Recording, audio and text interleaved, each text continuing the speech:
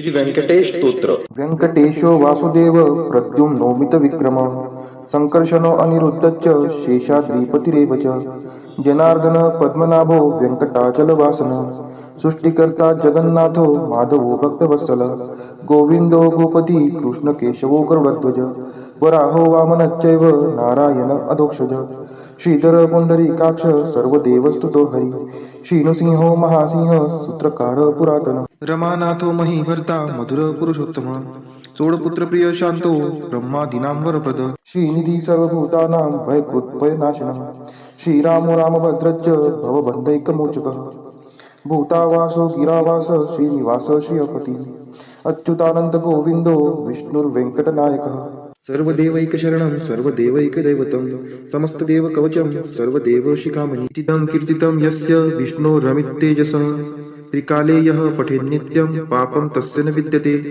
राजद्वारे पठेद्घोरे संग्रामे रिपुसङ्कटे भूतसर्पपिशाचादि भयं नास्ति कदाचन अपुत्रो लभते पुत्रान् निर्धनो धनवान् भवेत् रोगार्तो मुच्यते रोगात् बद्धो मुच्येत बन्धनात् यद्यदिष्टितमं लोके तत्तत् प्राप्नोत्य संशयः ऐश्वर्यराजसम्मानं भक्तिमुक्तिफलप्रदं विष्णोर्लोकैकसोपानं सर्वदुःखैकनाशनं सर्वैश्वर्यप्रदं नृणां सर्वमङ्गलकारकं मायावी परमानन्दं त्यक्त्वा व्यङ्कटमुत्तमं स्वामी पुष्करिणीतीरे रमया सह मोदते कल्याणाद्भुतगात्राय कामितार्थप्रदायिने श्रीमद्वेङ्कटनाथाय श्रीनिवासाय ते नमः वेङ्कटाद्रिसमं स्थानं ब्रह्माण्डे नास्ति किञ्चन वेङ्कटेशसमो देवो न भूतो न भविष्यति इति ब्रह्माण्डपुराणे ब्रह्मनारद संवादे श्री वेंकट स्तोत्रम संपूर्ण श्री सुक्त हरि ओम हिरण्यवर्णां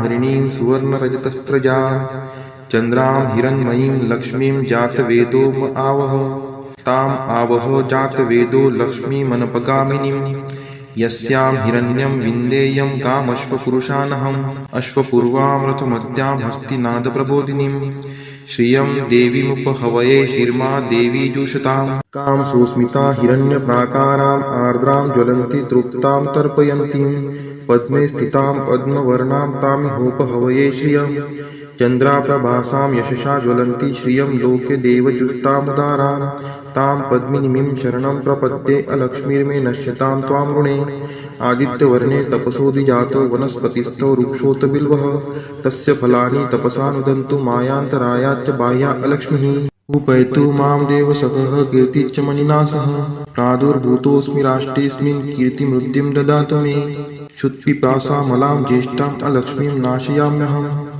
अभूतिं समृद्धिं च सर्वा निर्नुद्मे गृहात् गन्धद्वारां दुराधर्षां निष्टपुष्टां करीषिणीम् ईश्वरी सर्वभूतानां तामिहोपहवये श्रियं मनसः काममाकुतिं वाचः सत्यमशीमहि पशूनां रूपमन्नस्य मयि श्रीक्षयतां यशः कर्दमेन प्रजाभूता मयि सम्भव कर्दम श्रियं वासय मे कुले मातरं पद्ममालिनीम् आपः स्रजन्तु स्निग्धानि चिक्लितवसमे गृहे नीच देवीं मातरं श्रियं वासय मे कुले आर्द्रा यः करणीं यष्टिं सुवर्णां हेमालिनीं सूर्यां हिरण्मयीं लक्ष्मीं जातवेदोम आवह आर्द्रां पुष्करिणीं पुष्टिं पिङ्गलां पद्ममालिनीं चन्द्रां हिरण्मयीं लक्ष्मीं जातवेदोम आवह ताम् आवह जातवेदो लक्ष्मीमनपगामिनीं यस्यां हिरण्यं प्रभूतं गावो दासोऽश्वान् विन्देयं पुरुषानहम् यः शुचिः प्रयतो भूत्वा जुहुयादाज्य मन्वहं सुक्तं पञ्चदशर्चं च श्रीकामः सततं जपेत् फलश्रुति पद्मानने पद्म उरु पद्माक्षि पद्मसंभवे तन्मे भजसि पद्माक्षि येन सौख्यमलभाम्यहम् अश्वदायै गोदायै धनदायै महाधने धनं मे लभतां देवी सर्वकामान् च देहि मे पद्मानने पद्मविपद्मपत्रे पद्मप्रिये पद्मदलायताक्षी विश्वप्रिये विष्णुनोनुकुले त्वत्पाद पद्ममयी सन्निधत्स्व पुत्रं पौत्रं धनं धान्यं हस्त्यश्वादिगवे रथं प्रजानां भवसि माता आयुष्मन्तं करोतु मे धनम् अग्निर्धनं वायुर्धनं सूर्यो धनं वसुः धनम् इन्द्रो बृहस्पतिर्वरुणं धनम् अस्तु मे वैनतेय सोमं पिबं सोमं पिबतु वृत्रः सोमं धनस्य सोमिनो मह्यं ददातु सोमिनः न क्रोधो न च मात्सर्यं न लोभो नाशुभा मतिः भवन्ति कृतपुण्यानां भक्तानां श्रीसूक्तं जपेत् सरसीजनीलये सरोजहस्ते धवलतरांशुकगन्धमाल्यशोभे भगवती हरिवल्लभे मनोज्ञे त्रिभुवनभूतिकरी प्रसीद मह्यं विष्णुपतिं क्षमां देवीं माधवीं माधवप्रियां लक्ष्मीं प्रियसखीं देवी नामाम्यच्युतवल्लभां महालक्ष्मी च विद्महे विष्णुपत्नी च धीमहि तन्नो लक्ष्मीः प्रचोदयात् श्रीवर्चस्वम् आयुष्यम् आरोग्यमाविधात् शोभमानं महीयते धान्यं धनं पशुं बहुपुत्रलाभं शतसंवत्सरं दीर्घमायुः इति श्रीसूक्तम्। ॐ महालक्ष्मी च विद्महे विष्णुपत्नी च धीमहि तन्नो लक्ष्मी प्रचोदयात्। ॐ महालक्ष्मी च विद्महे विष्णुपत्नी च धीमहि तन्नो लक्ष्मी प्रचोदयात्। ॐ महालक्ष्मी च विद्महे विष्णुपत्नी च धीमहि तन्नो लक्ष्मी प्रचोदयात्। ॐ महालक्ष्मी च विद्महे विष्णुपत्नी च धीमहि तन्नो लक्ष्मी प्रचोदयात्। ॐ महालक्ष्मी च विद्महे विष्णुपत्नी च धीमहि तन्नो लक्ष्मी प्रचोदयात्। ॐ महालक्ष्मी च विद्महे विष्णुपत्नी च धीमहि तन्नो लक्ष्मी प्रचोदयात्।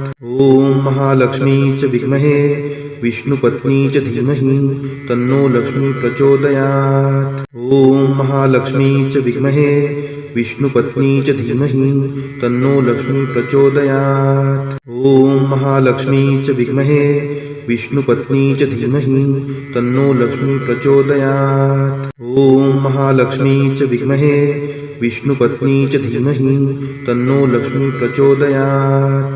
ॐ महालक्ष्मी च विद्महे विष्णुपत्नी च धीमहि तन्नो लक्ष्मी प्रचोदयात्। ॐ महालक्ष्मी च विद्महे विष्णुपत्नी च धीमहि तन्नो लक्ष्मी प्रचोदयात्। ॐ महालक्ष्मी च विद्महे विष्णुपत्नी च धीमहि तन्नो लक्ष्मी प्रचोदयात्। ॐ महालक्ष्मी च विद्महे विष्णुपत्नी च धीमहि तन्नो लक्ष्मी प्रचोदयात्। ॐ महालक्ष्मी च विद्महे विष्णुपत्नी च धीमहि तन्नो लक्ष्मी प्रचोदयात्। ॐ महालक्ष्मी च विद्महे विष्णुपत्नी च धीमहि तन्नो लक्ष्मी प्रचोदयात्।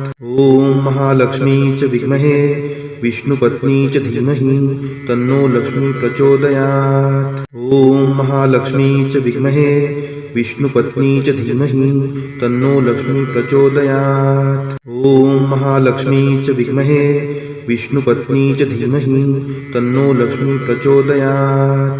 ॐ महालक्ष्मी च विद्महे विष्णुपत्नी च धीमहि तन्नो लक्ष्मी प्रचोदयात्। ॐ महालक्ष्मी च विद्महे विष्णुपत्नी च धीमहि तन्नो लक्ष्मी प्रचोदयात्। ॐ महालक्ष्मी च विद्महे विष्णुपत्नी च धीमहि तन्नो लक्ष्मी प्रचोदयात्। ॐ महालक्ष्मी च विद्महे विष्णुपत्नी च धीमहि तन्नो लक्ष्मी प्रचोदयात्। ॐ महालक्ष्मी च विद्महे विष्णुपत्नी च धीमहि तन्नो लक्ष्मी प्रचोदयात्।